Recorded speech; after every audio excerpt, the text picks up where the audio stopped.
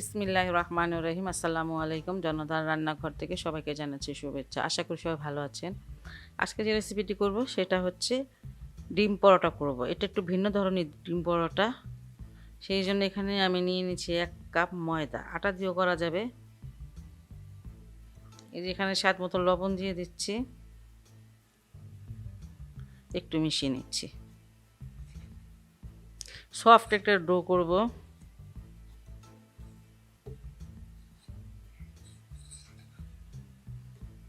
আর একটু একটু পানি দিয়ে দেবো। এটা হালকা একটু উষ্ণ গরম পানি।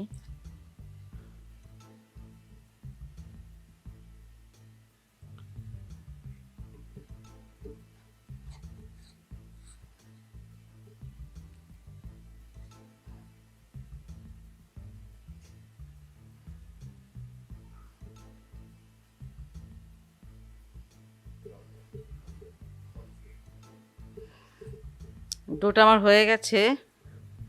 এটা আমি এখন রেস্টে রেখে দেবো 10 মিনিটের জন্য। একটু তেল লাগিয়ে রাখবো উপরে, ঢেকে রেখে দেব।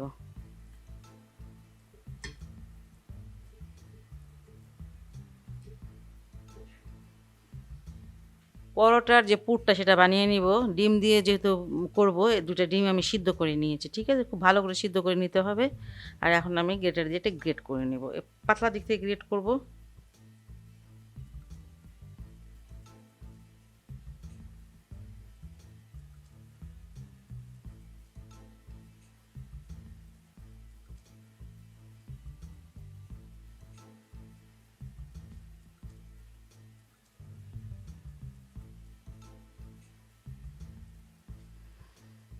ডিমটাকে আমি গ্রেট করে নিয়েছি। এখন দিয়ে দিব মশলা। ঠিক আছে, এখন আমি দিয়ে দিচ্ছি এই যে চিলি ফ্লেক্স দিচ্ছি আধা চামচ। আপনারা যদি মানে শুকনো মরিচটা না খান, কাঁচা মরিচটা দিতে পারেন। ব্ল্যাক পেপার দিচ্ছি কোয়ার্টার চামচ। ভাজা জিরার গুঁড়া কোয়ার্টার চামচ। গরম মশলার গুঁড়াটাও কোয়ার্টার চামচ।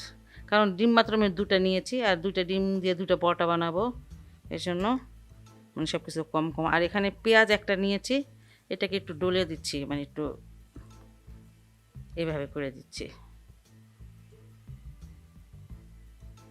আর এখানে স্বাদ মতো নিয়ে নিচ্ছি লবণ। আর এটা খুব আলতো হাতে আমি এখন মাখিয়ে নিব।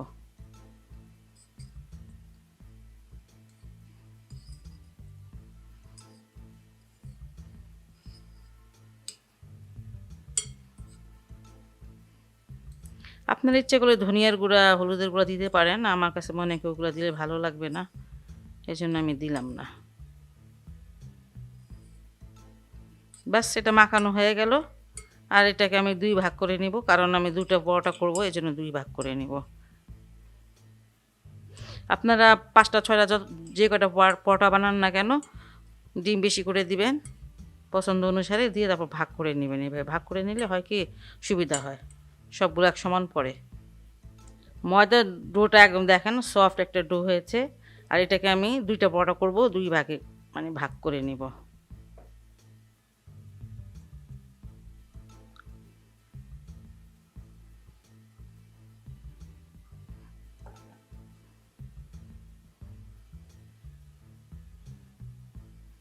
একটু শুকনো ময়দা দিয়ে দিচ্ছি।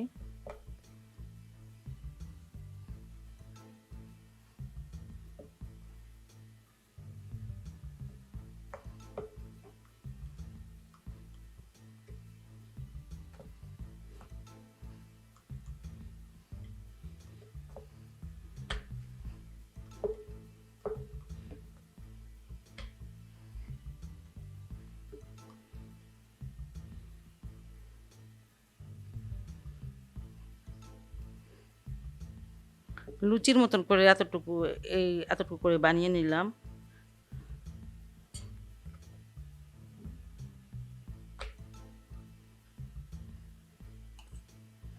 এবার ডিমটাকে দিয়ে দেব মাঝখানে।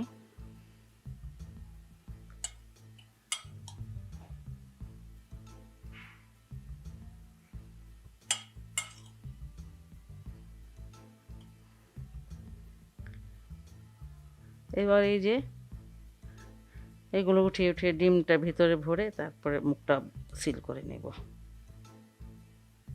সহজ, একেবারেই সহজ। মুখটাকে কিন্তু কিন্তু ভালো করে সিল করতে হবে। এবার একটু হাত দিয়ে চেপে চেপে এটা চারিদিকে ছড়িয়ে দিতে হবে ডিমটাকে।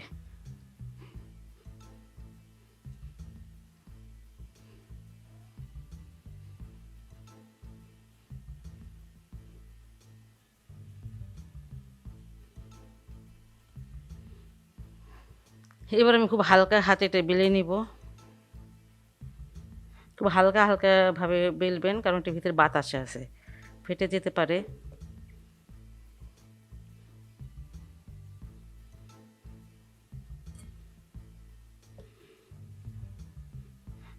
বাস এটা বেলা হয়ে গেল, আর বেলবো না, আর এটা এখন ভেজে নিব।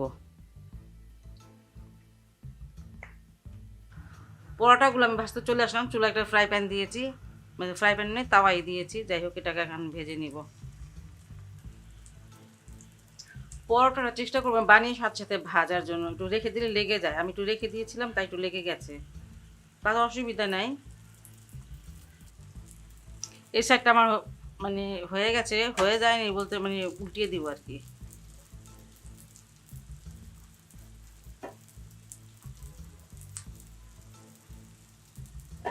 একটু তেল দিয়ে দিচ্ছি।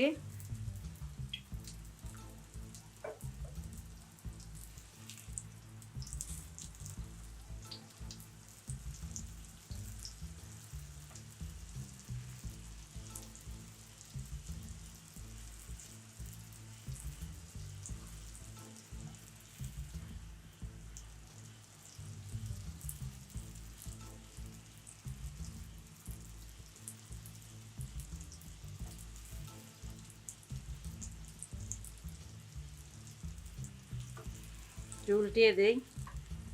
মাশাআল্লাহ, এর দিকটা ভাজাটা সুন্দর হয়েছে।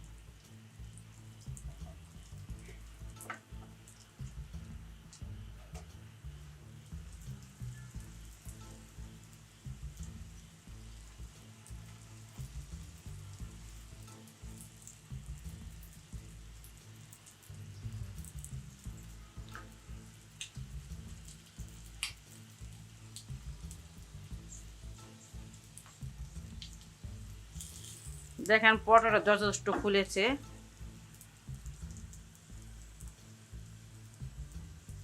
এটা আমি এখন নামিয়ে ফেলো, এটা হয়ে গেছে ভাজা, দুই দিকটাই ভাজা হয়ে গেল সুন্দরভাবে। পরোটাগুলো আমার হয়ে গেল। খুব টেস্টি একটা পরোটা, আমিও খেয়েছি, খুবই মানে মজা লাগে। বাসায় আপনারা অবশ্যই এটা ট্রাই করবেন। আর যদি আমার রেসিপিটা আপনাদের ভালো লাগে তাহলে অবশ্যই অবশ্যই আমার চ্যানেলকে লাইক, কমেন্ট, সাবস্ক্রাইব করবেন। সবাই ভালো থাকুন, সুস্থ থাকুন, নিরাপদে থাকুন, এই দোয়া করি। আল্লাহ হাফেজ।